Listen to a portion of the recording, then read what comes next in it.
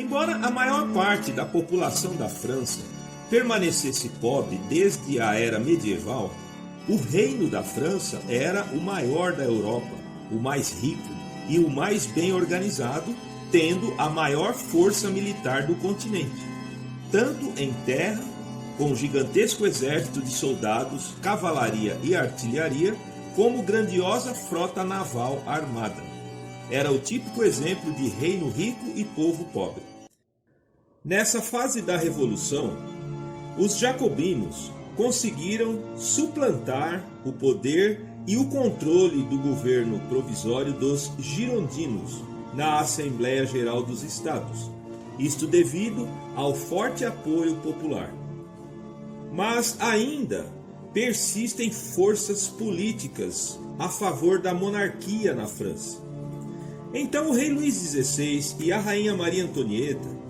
com medo das agitações, tentam fugir da França para se abrigar no reino da Áustria.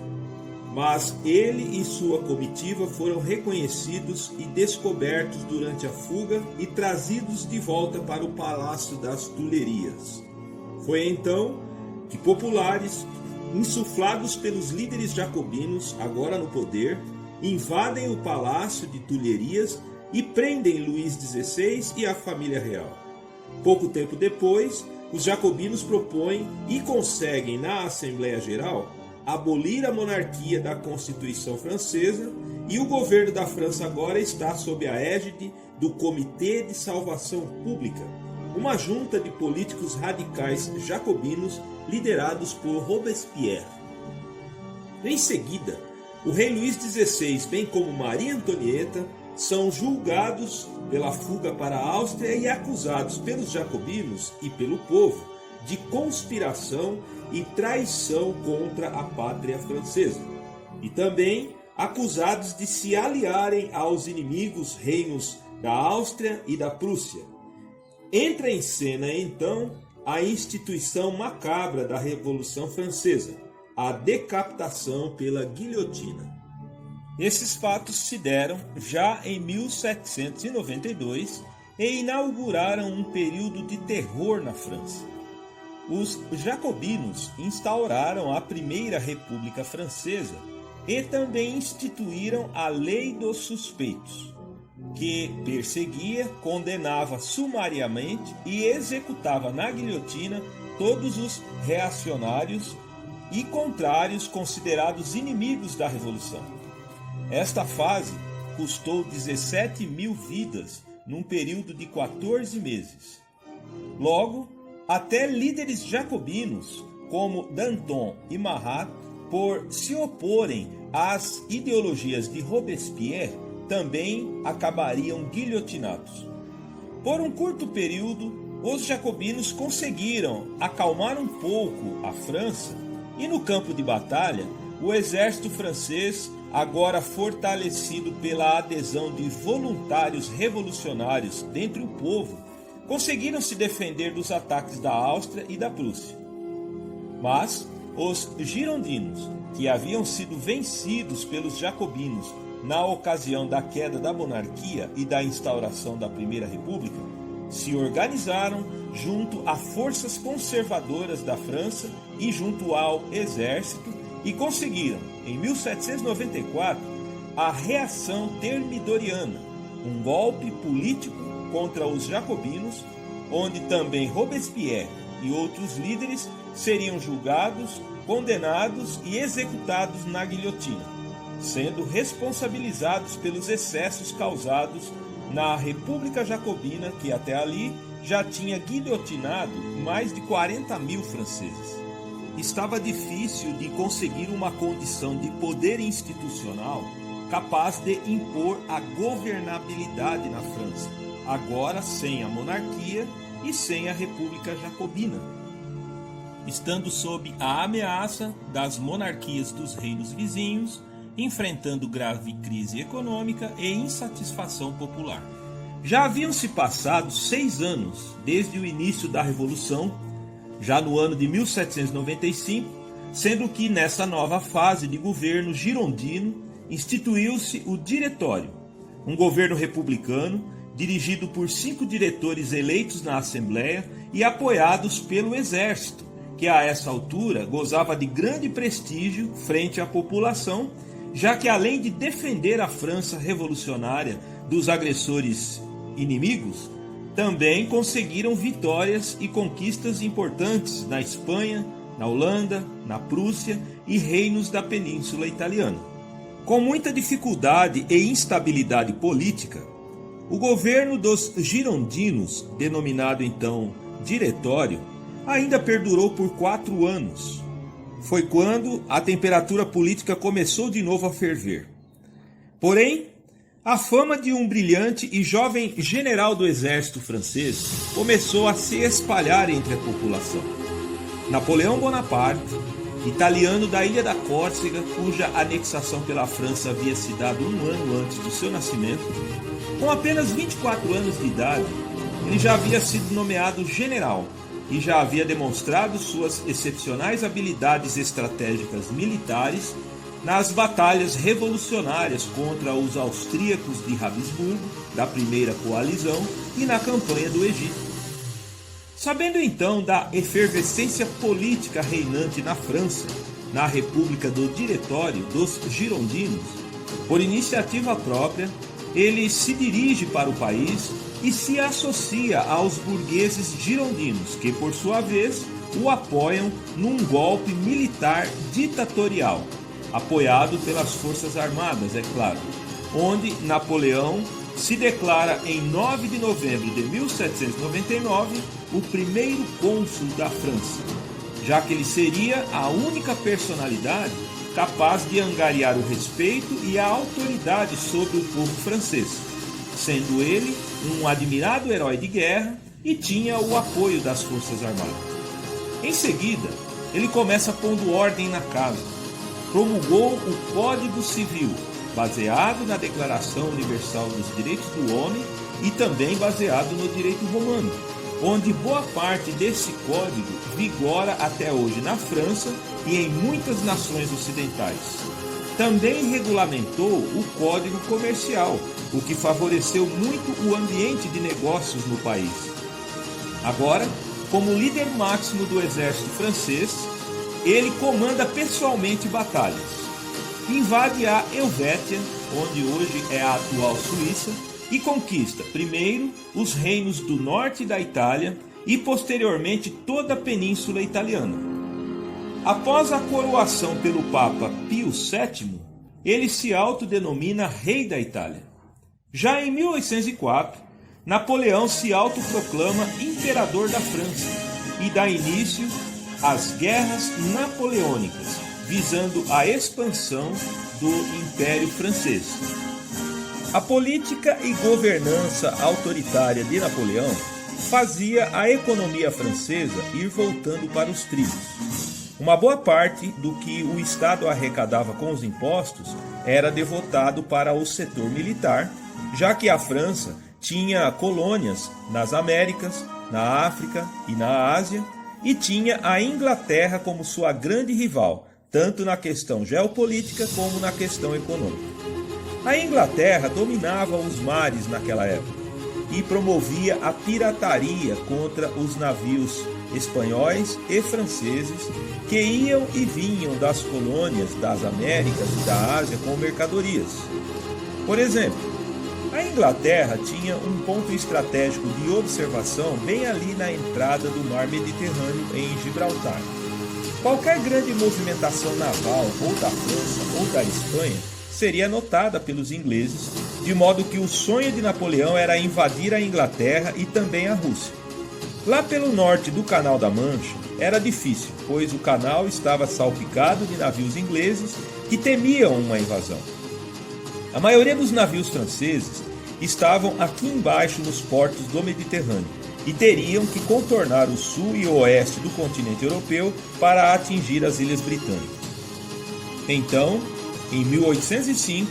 Napoleão Bonaparte formou uma esquadra juntamente com a Marinha Espanhola de 33 navios e alinharam as naus em formação ao sul do Cabo de Trafalgar, na boca do Atlântico, e esperaram ali a reação dos ingleses, que, liderados pelo lendário almirante Horatio Nelson, encararam a frota franco-espanhola com uma estratégia naval brilhante e inusitada. Os navios ingleses, em menor número, porém muito bem armados e com canhoneiros rápidos e muito bem treinados, navegaram na direção da esquadra inimiga em formação de duas colunas paralelas, de modo que a artilharia franco-espanhola só conseguia atingir a proa dos navios da dianteira. Quando se aproximaram o suficiente para pôr a frota inimiga ao alcance dos canhões, os navios ingleses fecharam o espaço entre as colunas e, com artilharia rápida e pesada, conseguiram atingir seriamente a esquadra inimiga. Enquanto os navios franceses e espanhóis davam uma salva de tiros, os ingleses conseguiam dar duas salvas e, assim, afundaram vários navios franceses e espanhóis e imobilizaram outros vários. Conseguiram dessa forma anular as pretensões de Napoleão Bonaparte de invadir a Inglaterra pelas águas e de conquistar a supremacia pelos mares. Nesse combate, o almirante Horatio Nelson morreria vítima de um morteiro, mas virou herói nacional. Restava então a Napoleão impor contra a Inglaterra um bloqueio continental, proibindo os reinos da Europa que estivessem ao seu alcance de permitirem a atracação de navios ingleses em seus portos para prejudicar a expansão da Revolução Industrial Inglesa. Aí, Espanha e Portugal não gostaram nada dessa imposição de Napoleão, pois lucravam muito com o comércio com a Inglaterra. Dessa forma, a dinastia dos Bourbon da Espanha e da Casa de Bragança de Portugal passam a ser inimigas de Napoleão, dando a ele o pretexto para invadir a Espanha e empossar o seu irmão José Bonaparte como rei e invadir Portugal. Este fato promoveu a onda de independência das colônias espanholas aqui na América e também promoveu a vinda da família real portuguesa, à época governada pelo rei Dom João VI e sua esposa Carlota Joaquina, que era da família dos Bourbon, para o Brasil, vindo se instalar no Rio de Janeiro,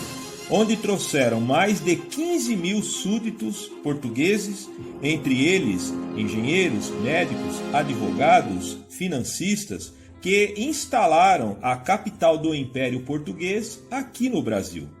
Este fato foi importante para a história e a configuração política do que é o Brasil até hoje, pois trouxe modernidade e promoveu o país de uma simples colônia para a capital do Império Português, modificando assim o destino e os rumos históricos que se sucederiam dali para frente. Diante da hegemonia e da superioridade inglesa nos mares, e também das dificuldades em se controlar e administrar as colônias francesas nas Américas, Napoleão decide vender o território francês da Louisiana para os americanos em 1809.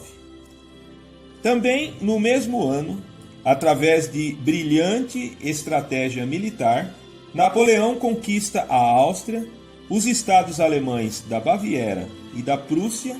e coloca fim ao Sacro Império Romano Germânico, que havia durado quase 1000 anos. A batalha mais importante e mais notável de Napoleão fora a Batalha de Austerlitz. Em 1809, Napoleão anexa ao Império Francês os reinos da Bélgica e da Holanda, de modo que neste ano o Império Francês alcança sua extensão máxima de conquistas na Europa. Então, chega a hora de brigar com a Rússia, pelas razões de que, embora feitos sucessivos tratados de paz e cooperação com a França, o imperador Alexandre I de Romanov furava o tratado e o bloqueio continental imposto por Napoleão frente aos ingleses. Nessa época, o Império Russo já era o mais extenso e dos mais poderosos impérios da Europa, e a família dos Romanov, a mais rica das famílias monárquicas. Napoleão, já irritado com os sucessivos rompimentos de acordo, mas também de olho na posição fundamental e estratégica que o Império Russo ocupava na política europeia, decidiu então formar grandioso exército de 450 mil soldados combatentes e marchar pessoalmente na dianteira para invadir Moscou. Na estratégia de sempre batalhar um pouco e depois recuar, o exército russo travou duro combate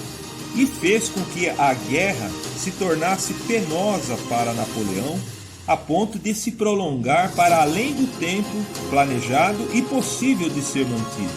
de modo que os franceses, já exauridos pela fome, pelo frio e pelo cansaço, conseguiram atingir Moscou em 14 de setembro de 1812. Porém, encontraram a cidade vazia e pegando fogo. O czar Alexandre I decidiu fugir da cidade com sua casa real, bem como mandar evacuar a população.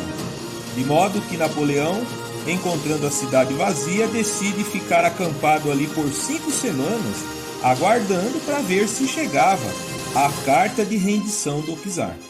E nada da carta de rendição chegar.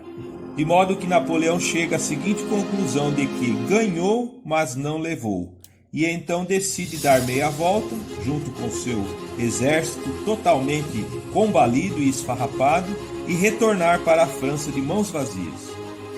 E mesmo o grande estrategista Napoleão não tinha ideia de que a maior e mais penosa das suas batalhas seria enfrentar o caminho de volta para casa em meio ao rigoroso e terrível inverno russo. E então, os russos armaram várias emboscadas mais à frente. Nas margens do rio Merezina,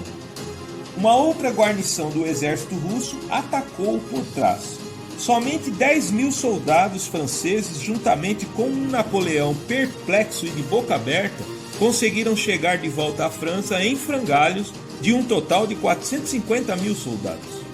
Napoleão sofrera sua segunda derrota grave no palco de batalhas da Europa. A essa altura, a economia da França já estava em sérias dificuldades, bem como o ânimo das tropas. De modo que isso animou as monarquias da Europa a se rebelarem contra Napoleão, de modo que formaram a Sexta Coalizão. Logo em 1813, Napoleão, surpreendentemente, ainda conseguiu juntar um exército de 350 mil soldados e conseguiram infligir derrotas aos aliados rebeldes, como na Batalha de Dresden. Mas a revolta entre os reinos conquistados fora aumentando mais e mais, de modo que as forças da Sexta Coalizão passaram a infligir sucessivas derrotas contra os franceses, culminando na Batalha de Leipzig, onde o exército francês sofreu 100 mil baixas. A Inglaterra, por sua vez, começou a atacar a França pelo sul e os estados alemães, agora rebeldes, atacavam pelo norte, até que em 1814 as forças da Sexta Coalizão tomaram a capital, Paris. Perto do final do conflito, os próprios generais franceses se amotinaram contra Napoleão,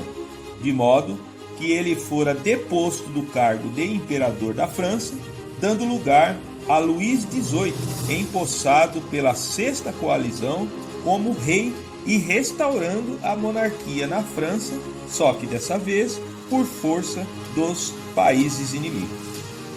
Napoleão fora mandado como prisioneiro exilado para a ilha de Elba, para ficar lá isolado e não fomentar mais insurreições. Em fevereiro de 1815, Napoleão, que contara com muito prestígio entre os militares, mesmo estando lá preso, conseguiu juntar 700 homens e retornar à França, entrando por Grenoble, marchando até Paris e no caminho reunindo soldados que ainda o admiravam e eram simpatizantes do seu império. chegando a Paris com 200.000 soldados, onde o rei Luís XVIII teve que partir em fuga para a Bélgica, de modo que Napoleão conseguiria dar um novo golpe, destituir o monarca e governar a França ainda por mais 100 dias. Embora os militares franceses ainda apoiassem Napoleão, o povo e as classes políticas não mais queriam se submeter à sua autoridade.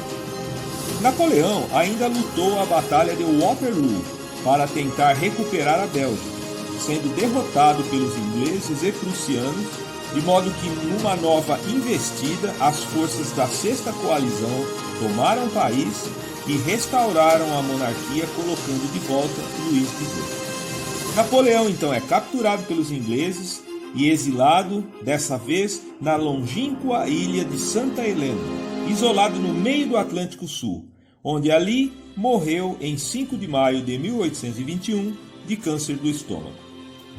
Os principais legados de Napoleão foram o nacionalismo ou o conceito de nação, que fomentou a unificação dos reinos de língua alemã e resultaram na atual Alemanha, e os reinos da Península Italiana na atual Itália. Implementou um Estado plural, onde estrangeiros e pessoas de outras religiões, como judeus e protestantes, também podiam ter direito à propriedade e a participar do processo político do país em pé de igualdade e status social. Com a abolição do feudalismo, Napoleão impôs conceitos modernos como a meritocracia, a igualdade de direitos, tolerância religiosa e promoveu acesso à educação para todos, Estado responsável e austero na administração das finanças e dos recursos públicos.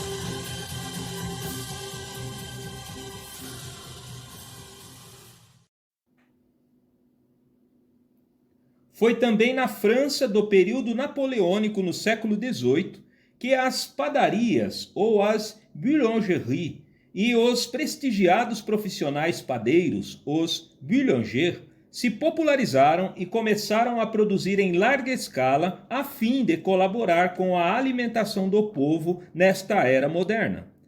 A Revolução Industrial iniciada na Inglaterra e já implementada no continente europeu produzia maquinário prático e produtivo para alavancar a indústria de panificação.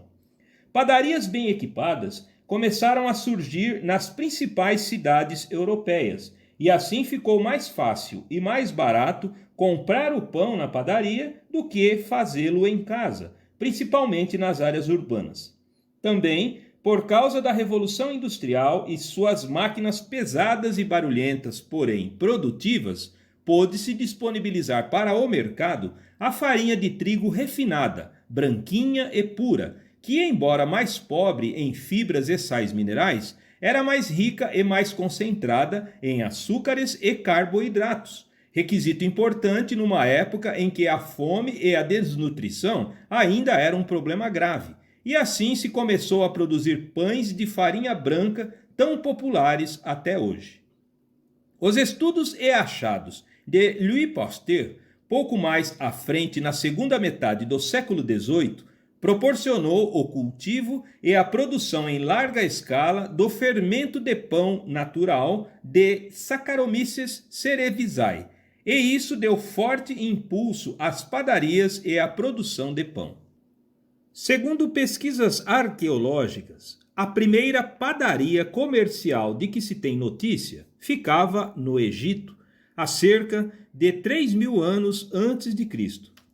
Muito antes, os egípcios descobriram que, ao se misturar água à farinha de trigo, ela estufava ou se enchia de bolinhas e ficava mais leve, menos densa, e quando assada na fornalha, se desidratava totalmente e adquiria textura e consistência firme, estando assim inventado o pão nosso de cada dia. Talvez o alimento preparado mais importante e mais antigo da história da humanidade. Desde aquela época, alguém percebeu que se guardasse um pouquinho da massa crua, azeda, e a adicionasse à próxima batelada de pão, Esta, por sua vez, cresceria e estufaria mais rápida e intensamente, otimizando o processo de fermentação. A utilização da massa azeda, ou a massa madre, e também conhecida como levain, repleta de fungos Saccharomyces cerevisiae, é tão antiga quanto a própria panificação. Os fungos Saccharomyces cerevisiae são os responsáveis pela fermentação e produção de vinhos, cervejas, bebidas maltadas, etanol e principalmente para a panificação. E somente em 1857, com os estudos de Louis Pasteur, é que se pôde compreender que a fermentação é um processo bioquímico realizado por fungos vivos. Estes fungos encontram-se naturalmente no rumen de animais como cabras e bovinos. Com a domesticação destes animais e a convivência deles dentro do habitat humano, os fungos, que são muito prolíferos e colonizam quase toda a superfície de alimentos, especialmente os carboidratos, acabaram se misturando aos cereais, às farinhas e até aos mingaus e bebidas fermentadas. Acidentalmente descobriu-se a utilidade da fermentação para a panificação e para as bebidas alcoólicas, pois as massas e os mingaus, quando deixados por alguns dias em local abafado, espontaneamente fermentavam. Os fungos Saccharomyces cerevisiae se alimentam dos carboidratos e dos açúcares dos frutos, do mel e dos cereais, e os convertem em etanol ou o álcool, e também produzem gás carbônico durante o processo. O etanol compõe as bebidas alcoólicas, e o gás carbônico faz a massa do pão espumar e crescer. Os produtos fermentados também se mostram muito duráveis e se mantêm conservados por vários meses ou mesmo anos, como no caso das bebidas. E essa foi a principal atribuição destes alimentos, tão antigos e tão práticos, que assumiram grande importância na alimentação do Império Romano e, posteriormente, para os povos árabes, persas e povos da Índia, e atualmente para a sociedade moderna ocidental. Os povos e culturas mais tradicionais, atuantes e inventivos na panificação são os italianos, os franceses, portugueses e, no Oriente, os povos árabes e indianos e os seus pães ázimos, sem fermentação. A paneteria ou a padaria italiana é das mais ricas e variadas por causa da herança romana.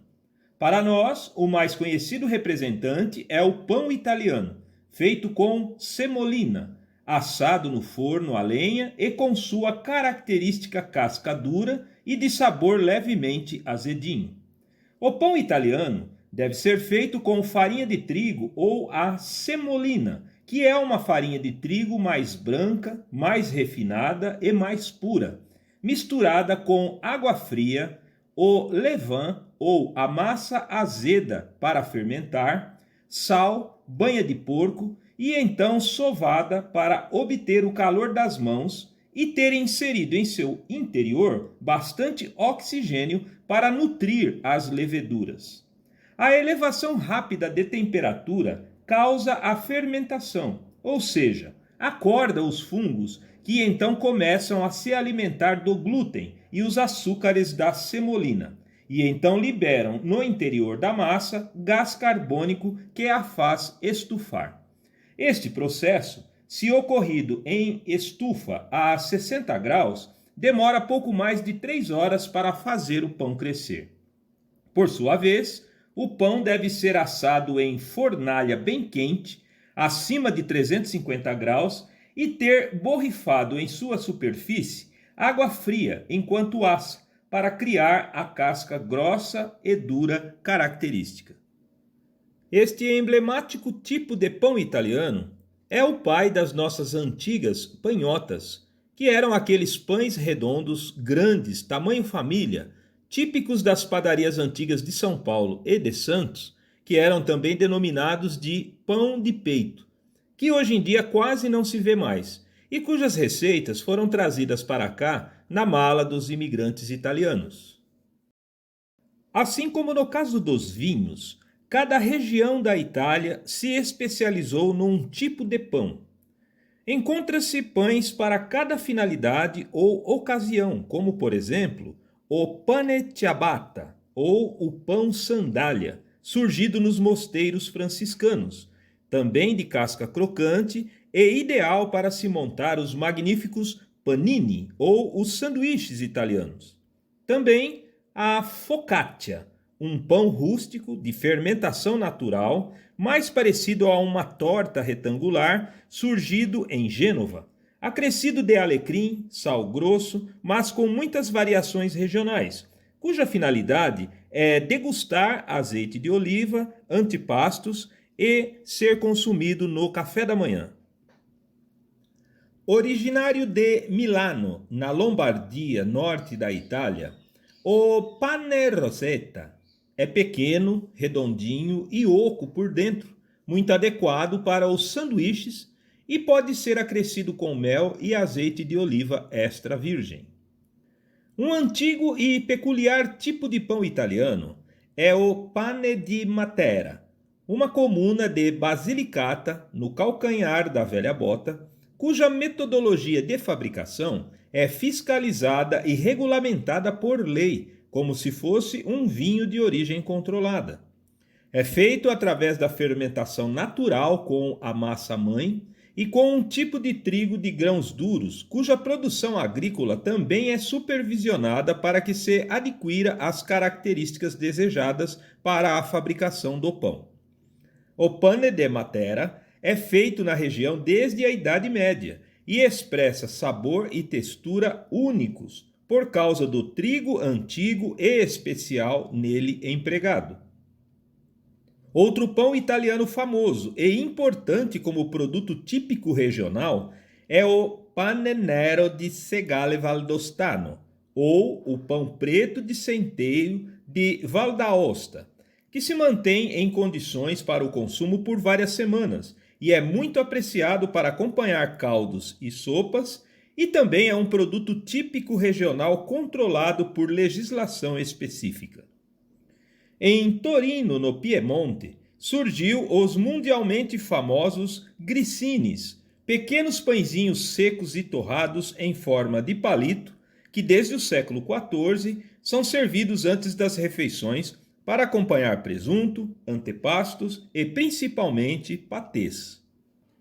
Na região da Puglia, no litoral do mar Adriático, na província de Bari, no sul da Itália, fica a comuna de Polignano a Mare, que enviou para o Brasil muitos imigrantes no início do século XX.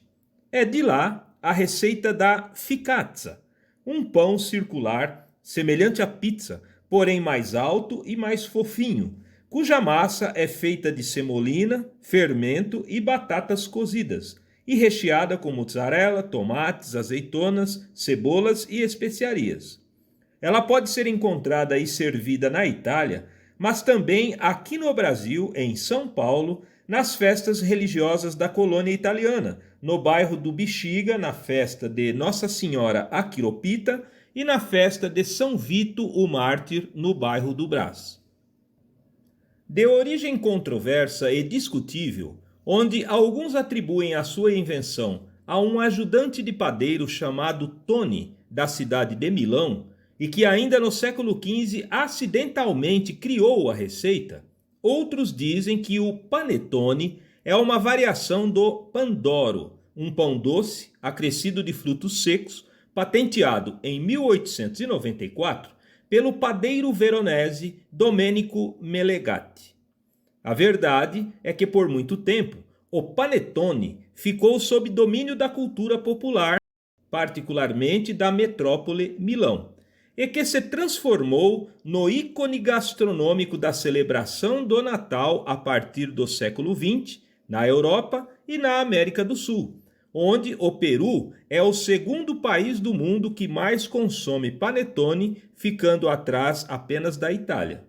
E o Brasil vem em terceiro lugar em consumo per capita, porém é o maior fabricante mundial de panetones, cuja primeira fábrica surgiu no bairro paulistano da Moca, a Panettone di Cunto, em 1935. E outros fabricantes, em sua maioria descendentes dos imigrantes italianos, também passaram a fazer muito sucesso com este produto, como a Panettone Village, também de São Paulo, desde 1958, e em 1962, a família Ferrua adota o nome de um dos supostos inventores do panetone, o mestre cuca Jean Galeazzo Visconti, e passa a fabricar com grande sucesso o Panettone Visconti. No ano de 2001,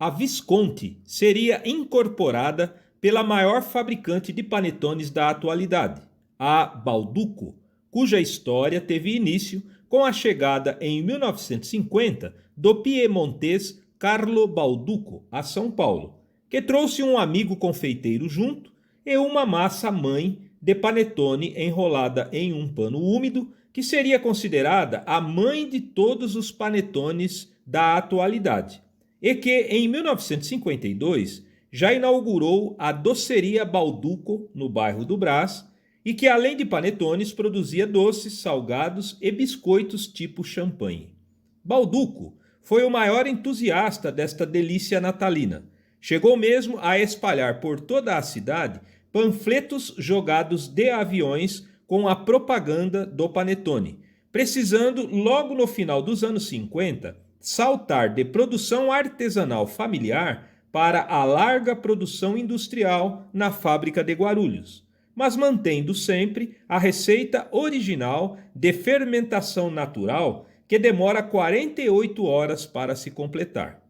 Após o lançamento da charmosa embalagem de papelão, que depois virou padrão para outras marcas, em 1979 passou a exportar o panetone para os Estados Unidos da América. De lá para cá, lançou a Colomba Pascal, o Chocotone e extensa linha de pães de forma, torradas, biscoitos, cookies e wafers, e hoje está entre os maiores fabricantes mundiais do segmento.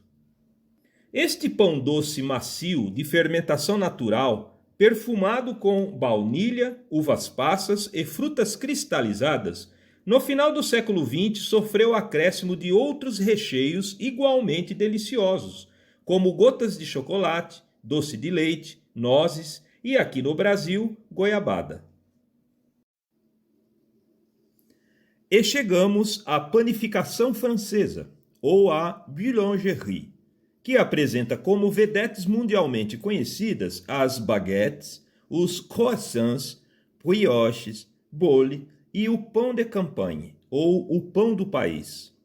A panificação francesa já se caracteriza mais pelo largo emprego da fermentação biológica pelos fungos descobertos por Louis Pasteur, os Saccharomyces cerevisiae, ao contrário da fermentação natural com massa azeda ou o levain, típico dos pães italianos. As baguettes são pães rústicos salgados, feitos também a partir de fermentação biológica, mas que são finos e alongados, e por isso mesmo apresentam maior proporção de casca crocante, sendo ideais para acompanhar as refeições e também para se fazer lanches, os déjeuners para os franceses.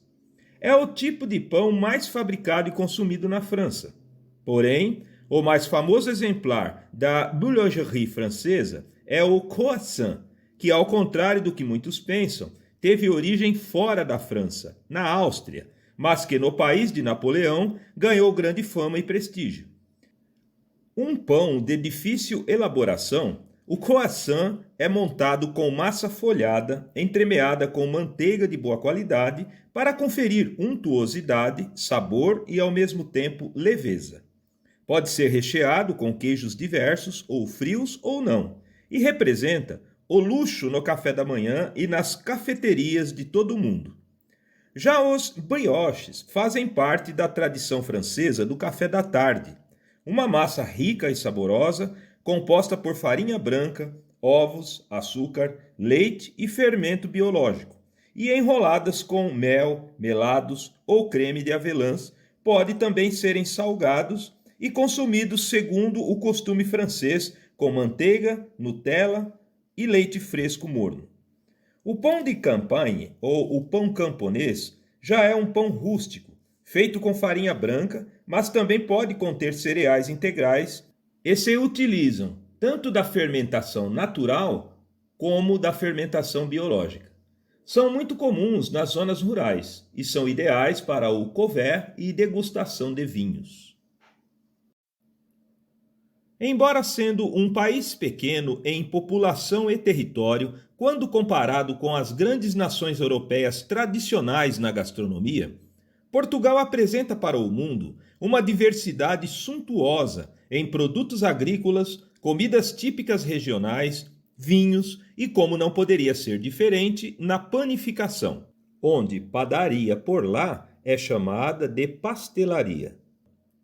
Para começar mencionando os principais, temos a famosa broa, que desde os anos dos descobrimentos, em 1500, com a chegada do milho a Portugal, ela já fora inventada e incorporada à alimentação local.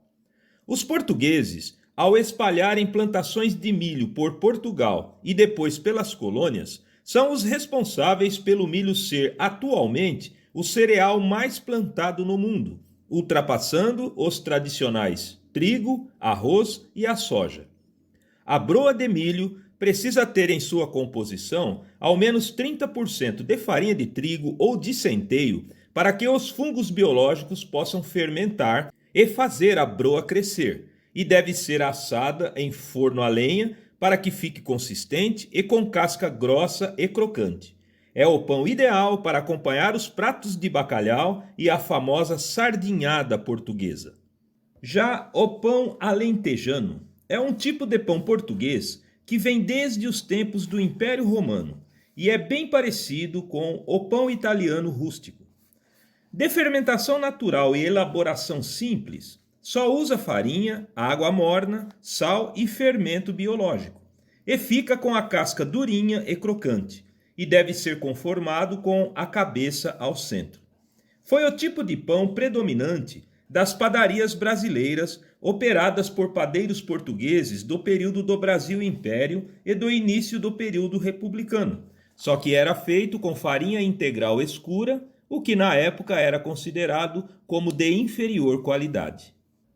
Como na Itália e na França, também em Portugal existe um pão regional certificado e supervisionado por legislação específica. É o pão de Mafra. Exclusivo das localidades de Carvalhal, Barril e Encarnação, próximos a Lisboa, é um pão antigo, rústico, de fermentação natural e feito com farinhas artesanais trituradas em mó de pedra, tocadas por moinhos de vento, e também elaborado com fermentação natural com massa-mãe, sendo até hoje o pão mais caseiro de Portugal, pois a maioria deles é feito em casa. Pode ser conformado como bolinhas, redondo e comprido. Apresenta miolo fofo, casca fina e paladar adocicado, típico do trigo especial nele empregado.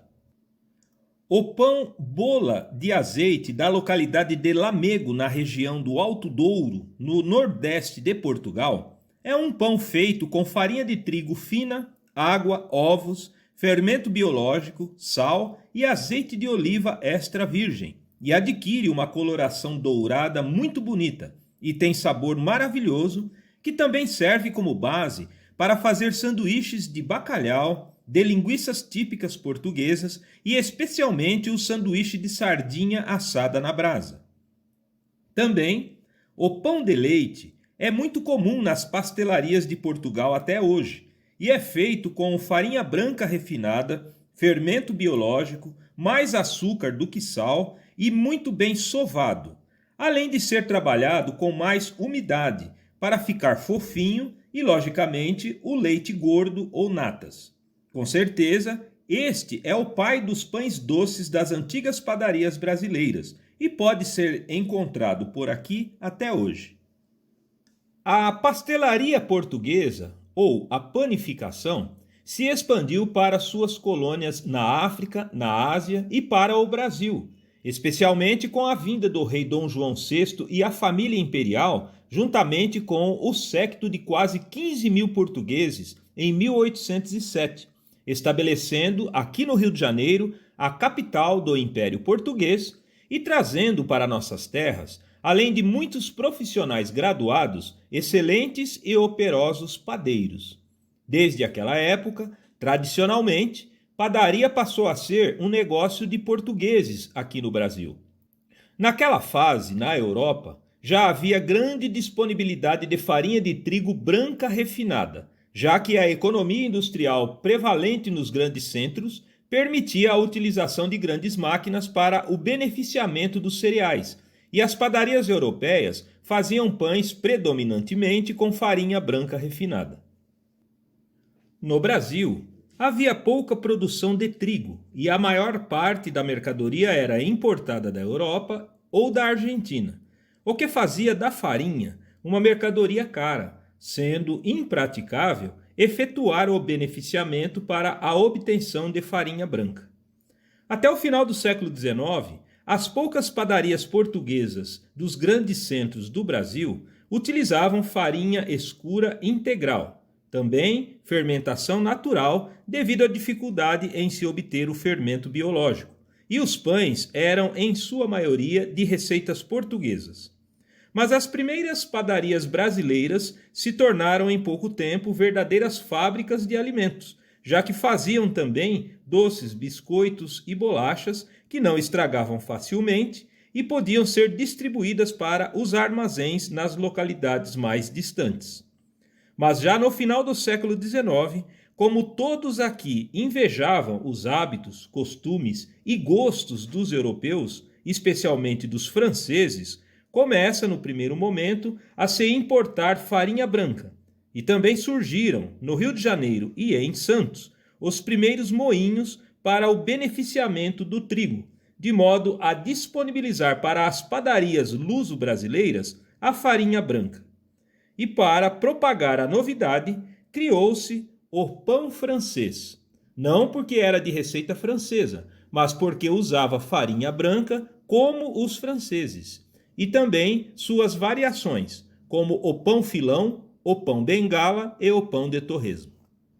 Também foram os padeiros portugueses da corte de Dom João VI, sediada no Rio de Janeiro, que inspiraram as cozinheiras das fazendas de café do Sudeste e dos canaviais do Nordeste a fazerem o saudoso e emblemático pão caseiro, ou o pão caipira, bem sovado e muito rico do ponto de vista nutricional, pois é acrescido de ovos, leite e manteiga, alimentos fartos e disponíveis no ambiente rural.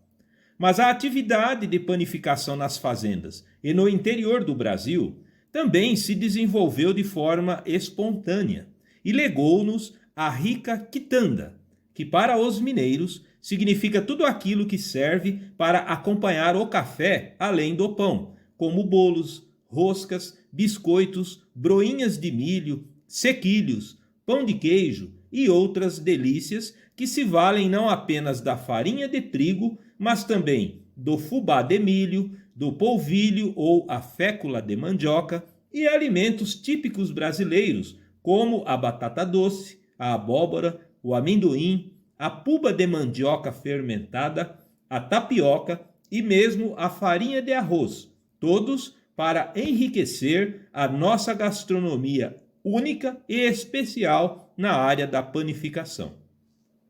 Ainda na Europa, encontramos a rica cultura de panificação dos povos germânicos, nórdicos e eslavos do norte do continente, que por questões de clima e solo não dispunham de muito trigo, mas sim outros cereais mais pesados, rústicos e adaptáveis, como o centeio, a espelta e a aveia.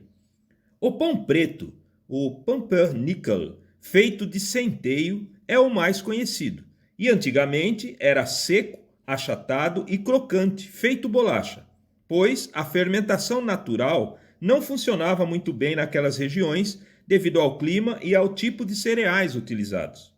Mas até hoje, devido às qualidades benéficas para a saúde humana dos cereais integrais, estes tipos de pães são muito consumidos no mundo inteiro, como os pães suecos. O tunnbrod que é tipo uma panqueca feita de centeio ou espelta, é acrescido de ervas aromáticas como o anis e erva doce e pode ser guardado por vários meses. Também o knäckebröd, grande e em forma retangular, feito de centeio e iogurte e que é muito usado para sanduíches de queijo, peixes em conserva, carnes fatiadas e compotas. E o wörtbröd, o pão de cerveja sueco, que além de cerveja preta, contém laranja, cravo da Índia e gengibre, além de sementes aromáticas como funcho, alcarávia e anis. Também é feito de centeio e, mais recentemente, passou a levar trigo na composição de sua massa e é o principal tipo de pão para festas e celebrações.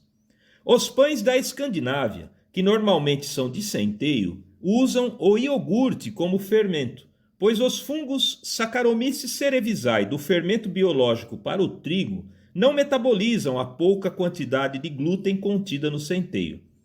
Por sua vez, os lactobacilos presentes nos iogurtes já conseguem fazê-lo e liberam boa quantidade de gás carbônico na massa, fazendo o pão preto crescer. Atualmente, o pão preto de centeio em forma de pão de forma é muito comum nos mercados do Ocidente.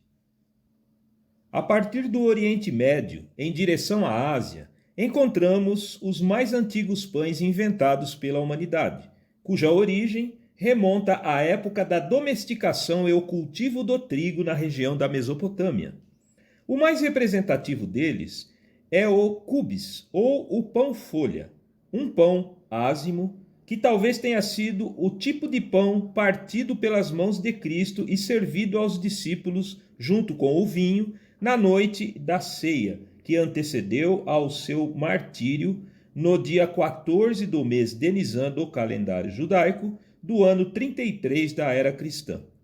Este pão ancestral, sem fermento, é muito utilizado na gastronomia árabe e turca, por ser bem fino, achatado e ideal para rechear e enrolar, com coalhada seca, hummus, tabule e para se servir kebab, que são os espetos de carne de cordeiro ou bovina com vegetais que, após assados, são enrolados no pão-folha. E normalmente são feitos só com farinha de trigo sem fermento, em chapa quente, de pedra ou de aço.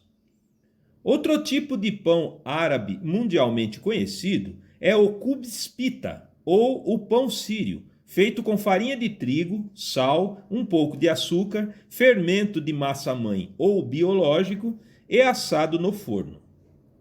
Indispensável para acompanhar as refeições de pratos árabes, também serve de base para os lanches denominados beirutes, que, ao contrário do que o nome possa sugerir, é bem brasileiro, surgido no início do século XX na cidade de São Paulo e criado por imigrantes que, embora de origem síria e libanesa, eram chamados de os turcos, porque vieram de países que na época faziam parte do Império Turco-Otomano. O pão sírio ou o pão pita assume a forma de um envelope redondo devido à expansão do ar quente em seu interior enquanto está assando. Isso possibilita a sua divisão em 2 discos e a confecção de lanches de presunto e queijo com ovo frito e salada, de peito de frango grelhado, de carne bovina macia e outros ingredientes que compõem as variações desse gostoso e popular lanche inspirado na culinária árabe. Assim como na cultura árabe e persa, também na Índia se come com as mãos, e os pães achatados são indispensáveis por ocasião das refeições. E na cultura indiana encontramos o pão naan, o pão chapati e o pão roti. O pão naan, bem rico, é feito com farinha de trigo refinada, manteiga, açúcar, sal e usa iogurte natural como fermento e pode ser assado no forno ou tostado na frigideira. O pão roti é sem fermento, mais simples e acrescido com óleo de soja ou de palma. É assado na chapa ou diretamente sobre as brasas e deve ficar bem chamuscado. E o chapati, que é uma variação do pão roti, é feito com farinha de trigo integral. E no Extremo Oriente, na China e nas ilhas japonesas, também já se conhecia a particularidade da fermentação do trigo, e desde tempos antigos já se elaboravam o pão baozi, que diferentemente dos povos do Ocidente, por lá sempre foi cozido no vapor e pode ser recheado ou não. A massa do pão baozi fica muito bonita, tenra, macia e agradável ao paladar, e é muito popular até hoje na China, Japão, Coreia e Sudeste Asiático. A Revolução Industrial, iniciada na Inglaterra ainda no século XVII, que por sua vez se expandiu para a Europa no século XVIII e ganhou forte ritmo e impulso nos Estados Unidos da América na segunda metade do século XIX, se prolongando até quase que na totalidade do século XX, causou um ritmo frenético de trabalho, atividade industrial e comercial na população da costa leste americana e também criou novos estilos de vida e hábitos alimentares. Via de regra, os norte-americanos dos grandes centros urbanos fazem uma farta refeição pela manhã, o breakfast, composto por panquecas com calda, mel ou o típico maple syrup, o xarope de bordo, também torradas, ovos fritos ou mexidos, bacon frito ou salsichas, cereais matinais embebidos em leite e, eventualmente, mingau de aveia, suco de laranjas e tudo finalizado com café. Muitos só vão fazer a próxima refeição à noite e, no transcorrer do dia, fazem uma pequena pausa para o lanche, que pode ser um sanduíche de pasta de amendoim ou de presunto ou de geleia, um hot dog simples composto só por pão, salsicha e mostarda, e para os mais famintos, os tradicionais hambúrgueres. Este estilo alimentar criou e desenvolveu a necessidade dos fast foods e dos pães macios industrializados para abastecê-los, a saber, o pão de forma, o pão de hot dog e o pão de hambúrguer. Curiosamente, o inventor do pão de forma não era padeiro, e sim engenheiro mecânico. Otto Friedrich Roeder tinha a principal preocupação de fabricar um pão macio, adequado para os novos e delicados recheios e geleias e que se conservasse por várias semanas sem endurecer ou mofar. Ele fundou a Chillicothe Baking Company, no estado do Missouri, em 1912, nos Estados Unidos. Mas somente em 1928 é que conseguiu fabricar e vender os pães de forma fatiada como conhecemos hoje, dentro de embalagens de cartolina. Com a larga adoção das embalagens plásticas a partir dos anos 1930, outros tipos de pães macios passaram a ser fabricados e disponibilizados para as lanchonetes e redes de fast food, e também para os supermercados, a fim de atender as famílias, que cada vez mais passavam a se alimentar no estilo fast food, e esta indústria ainda continua ativa e vigorosa até os nossos dias, inclusive se expandindo para a Ásia, que nas últimas décadas também tem prestigiado os lanches e dietas típicas americanas fast food. E aqui no Brasil, somente em 1950, na Rua Augusta, em São Paulo, que seria instalada a primeira fábrica de pão de forma. A empresa Pão Americano S.A. lançava o Pão Pullman. Esta marca Pullman fora escolhida pelo fato de a embalagem se parecer com os trens dormitórios da empresa Palace Company dos Estados Unidos da América, de propriedade do engenheiro ferroviário George Pullman. Com o sucesso da marca Pullman e do produto pão de forma, outras fábricas se instalaram no Brasil e passaram a fornecer para o emergente mercado brasileiro pães de forma, biscoitos, pão de hot dog, pão de hambúrguer, bisnaguinhas, bolos e produtos correlatos com grande performance, como as empresas Seven Boys e Panko, dos imigrantes japoneses Jinko e Kyotero Ionamine, na cidade de Santos e na Vila Ré, em São Paulo.